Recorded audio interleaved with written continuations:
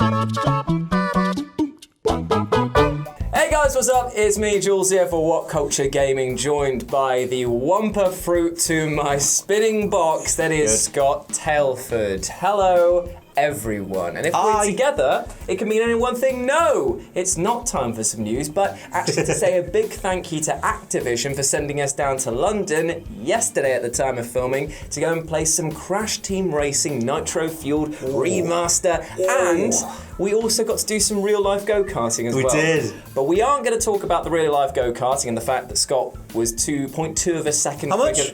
I don't drive, so it's not much of a... Oh, is that the reason, is it? That's like walking into a bar with somebody who's got no arms and challenging them to a boxing match, really. Definitely the same thing, but I did still beat him by 0.2 seconds, so don't worry about it. Big man. Big man. Anyway, if you'd won, you'd be dancing around the room. Because I don't drive. Well, anyway, speaking of not driving very well, let's talk about the fact that we have had hands-on with this game. Now, we were... That's the opposite, though, because it's good. We were playing the PAX build of this game, which came out at the end of March, and therefore it was just an online portion of the game in which we had access to 4 tracks, 2 of which were from the original Crash Team Racing, and the other 2 which were from Crash Nitro Kart, which we actually can confirm is not the end of the content, because we get all 13 tracks from the original game, then we get the tracks from Crash Nitro Kart, and there's also tracks coming from Crash Tag Team Racing as well. Now, as an old school fan, I love the original Crash Team Racing. That's the only one that I always lived on. So I don't actually know that much about the newer ones. I kind of dropped off when Naughty Dog stopped developing them. But part of the presentation that we got was just saying that the way that they're thinking of it is more of like a best of. Like they're thinking of the whole history of Crash and all the different kart races and just putting the best tracks in the same place. I think that makes perfect sense because the fact is that this is basically their love letter back to the fans of like the original game. So to have that complete game in, plus additional bonus content, all for a kind of like, not cut price, but it's definitely like a lower $35 in the UK. Yeah, lower retail price than before.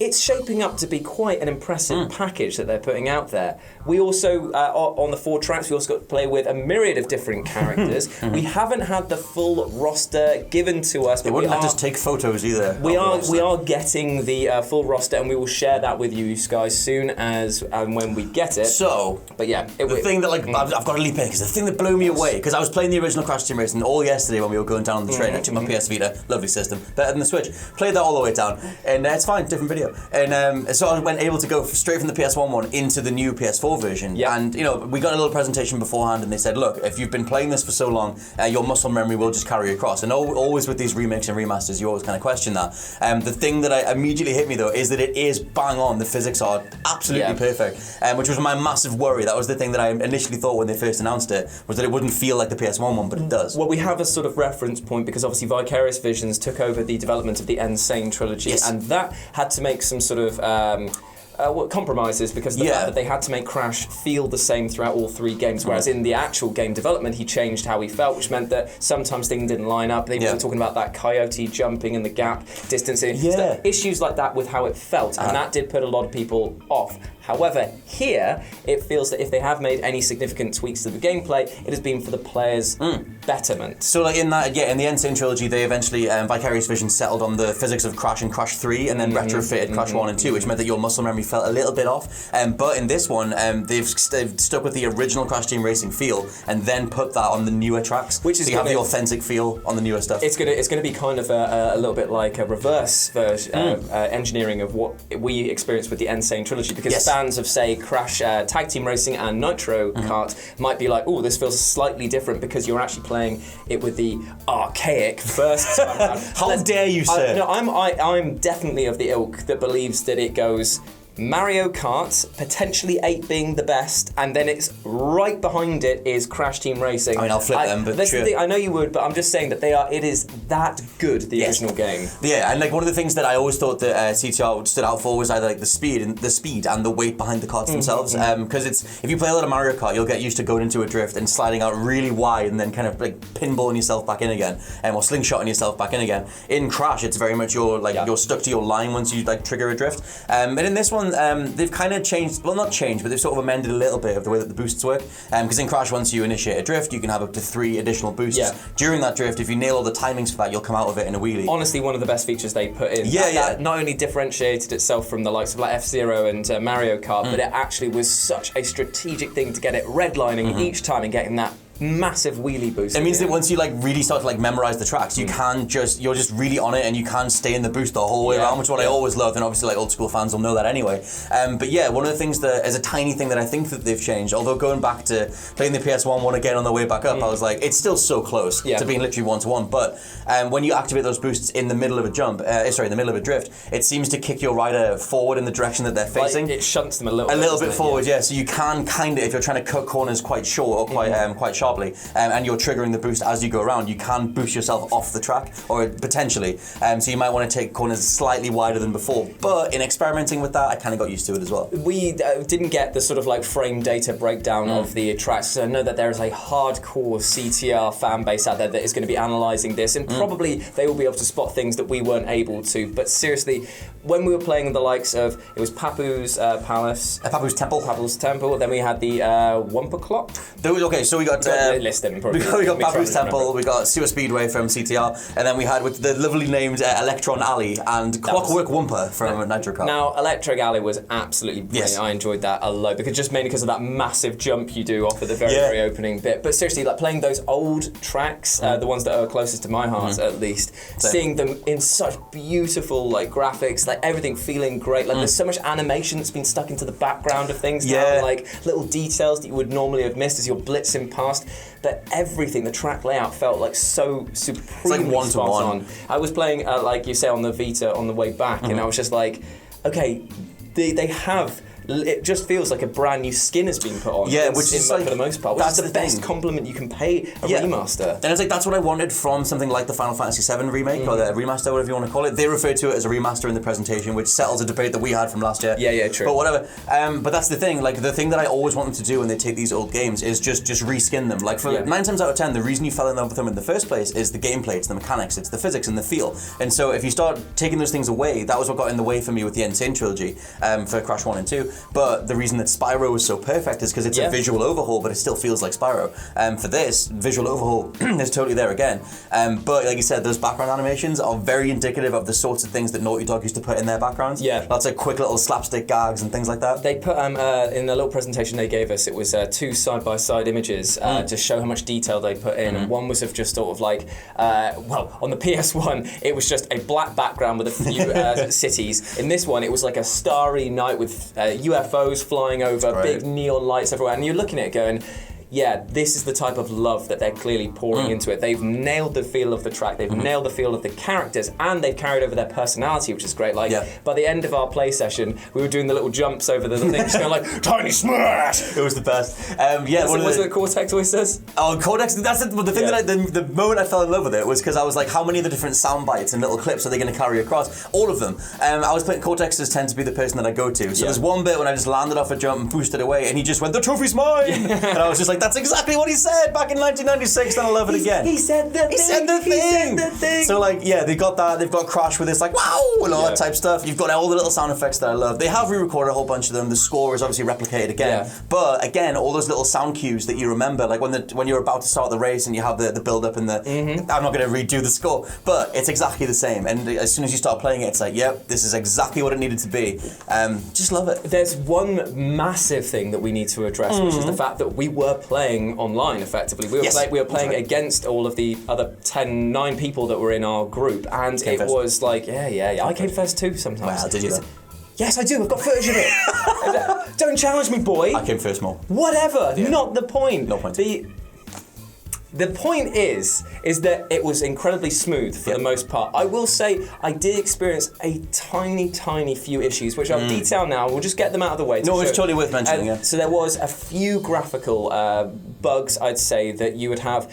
Racers would be able to almost phase through you before it registered that you were bumping away. Hopefully that'll be fixed. I tried to push Jules off the track at one point, and I sort of merged into him. And then it shut me off. Yeah. And then it was another bit where if you have like a homing thing, so say you've got the warp or you've got the missiles, they targeted you, and it would get the targeting system would go in and in and in, or it would just disappear. But the reticle would stay on, and I'd just hear the noise, and it would stay going for like at one point it was 30 seconds. That is an oversight that I have to admit would affect my gameplay. And it's annoying. If it was a constant thing, I would be quite annoyed by that. I had that too. So yeah, they've tried to go back. Obviously, for me, for my money or whatever, I think CTR has one of the best weapon sets in kart racing history. Yep. And they've kind of gone back to some of the weapons and sort of tweaked them a little bit. So something like the rocket, they've made it way slower. Now, yeah, I actually can confirm this because I played obviously the PS Vita on the way back, and I was noticing that when you fire that missile, it goes faster than your car. Yep. There was a few times that I fired the missile, and it has this sort of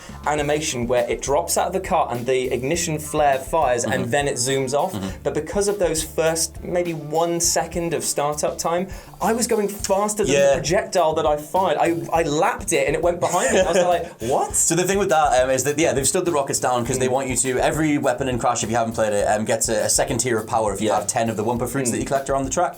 So now to get the standard speed of the rocket and the homing function or whatever, you need to have it needs to be powered up. And so I've kind of balanced it, quote unquote, that way. I totally respect that, and I think that's great, but I do not want there to be an issue with, say, there might be a clipping thing where if you hit your own thing, it will blow you up. That would not be a good thing. So that's why I was mentioning the rockets and stuff, because you have that whole issue with the tracking, which like we've never had before because we've never done races with this many online people at once. True. But when everyone's got the homing missiles or the warps or whatever, you have that thing where the game's trying to tell you, hey, there's a warning coming behind you. But for both of us, that resulted in us getting the warning siren for about half a lap. Yeah, there was everyone's firing at once. Quite excessive. But this is the thing. All it takes is a few tweaks here and there. This again was a demo that was displayed at PAX. Yes. There's been work going on it since. I doubt that this will be sort of like something that will They've still got another month. Exactly. So. This will be ironed out. In terms of the character list, we got to play quite a few.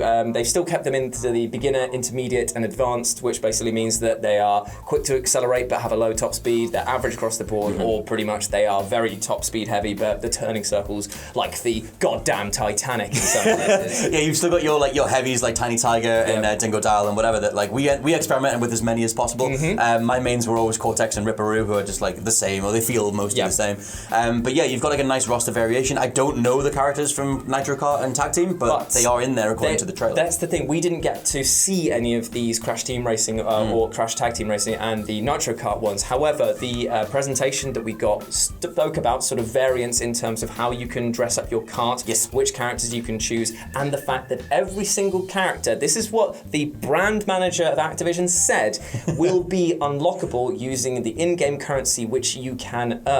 So yes, we checked the homepage for this game. So the listing on the PlayStation Store says it says that there is in-game purchases. Now, that is not basically saying that this is a microtransaction heavy game, and I can assure you that the way that they have worded it and the way that they have pushed it is that all of the characters will be able to be unlocked with this in-game currency, and you are under no pressure to buy them because you can earn them through just grinding. I think and everything else is cosmetic. It doesn't, and it's not like Mario Kart where it affects the handling and stuff like that. They have a fixed stat rate, and you are just choosing the cosmetic things. So that was the whole going into Mortal Kombat 11. That was the same thing. I think it's part of like a wider conversation on cosmetic DLC or cosmetic microtransactions or whatever. But yeah, you now have Wumpa coins and all the other cosmetic things for your cart or the different costumes for the characters. Yeah, they're all obtainable, which is good. You don't have to spend any money if you don't want to. You can just unlock everything. But like with Mortal Kombat, hopefully the grind is manageable. Yeah, and hopefully that'll just in a way it's kind of nothing like Mortal Kombat in the sense that you know what you're buying. In this case, totally. You are choosing what you are. It's no randomization from like we have not been indicated. There's never been any indication it's going to be random loot boxes or anything like that. But I tell you what though, after seeing some of the different costumes and skins that you can have, I was of the mindset where I was like, I wouldn't actually mind having that. Right. Like we were talking about how he's got the goggles from Crash 2 when he's in the space bit when he's got the rocket on his back, and I was like, that actually is a really cool Crash that I would want to have. So there we go. They've suckered me in, and I love the franchise. I just want to unlock it though. I don't want to have to pay them more money to get the more specific things. Just give me one big old loop of Crash ephemera, Crash fandom, and I'll unlock everything bit by bit. That's what Mortal Kombat was supposed to do. And then And then the final bit that we have to talk about, which is the single-player adventure mode, which we were told and assured would be coming back, would be containing the time trials, would be containing the Crash challenges, which all would reward you with the Wumpa coins, which again let you buy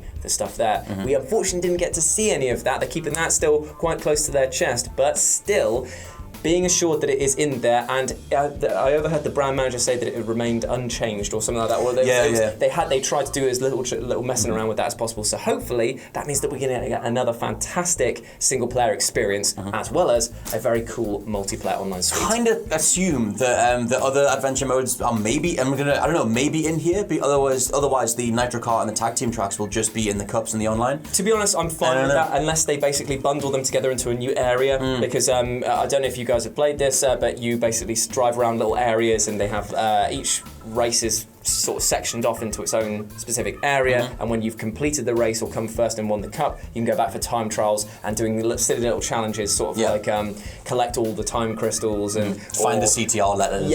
Like Tony Hawk sort of thing. So there's really fun challenges and mini games basically built into this. So I'm really excited to see sort of what areas they're going to expand on and sort of change. Considering when they first announced it, I was like, oh my god, this is genuinely one of my favourite games from my childhood and whatever. Don't mess it up. Don't mess up the feel. And they've nailed the physics. I absolutely love the way that it plays. I'm obviously like cautiously optimistic. I'm going to wait. We've got another month yet anyway, and just see how the actual unlock stuff goes, because we didn't see any main menus. We only saw the online lobby. And we haven't seen the adventure mode. We haven't seen the storefront or anything. So I just hope that they obviously have got fans' hearts in mind. I just hope they stick the landing, because that was what stumbled MK, and in this case you can pick stuff, but MK kind of fell back on like, here's 5 items you can pick and everything else is random. So I'm hoping they do it. I mean, I'm already sold, because the fact that from what Vicarious Visions and Activision have been doing with the previous remasters of Crash, they've done a fantastic job. So and after playing this, I can assure you guys, it's looking pretty goddamn whoa! You know what I'm saying? The trophy is theirs. The trophy is theirs, but will they cross the finish line in style, or will they sputter out towards the end? Racing terminology, brought it back round. I was going to make another reference to me like you did. Oh my god. I don't want to. You beat me. I can't. Whatever. So let us know down below, guys, if you're going to pick this up, and if our little chat and our enthusiasm for this game has made you want to get in the driving seat and burn some rubber, much like I do with one of your mums.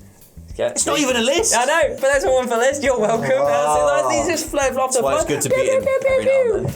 As always, I've been Jules. You can go follow me at RetroJ with a 0 over on Twitter. I've been Scott. You can follow me at @/LP89. And until then, thank you so much for watching. You have been awesome. And never forget that. Thank you once again, Activision, for sending us down. And we'll speak to you soon. Bye.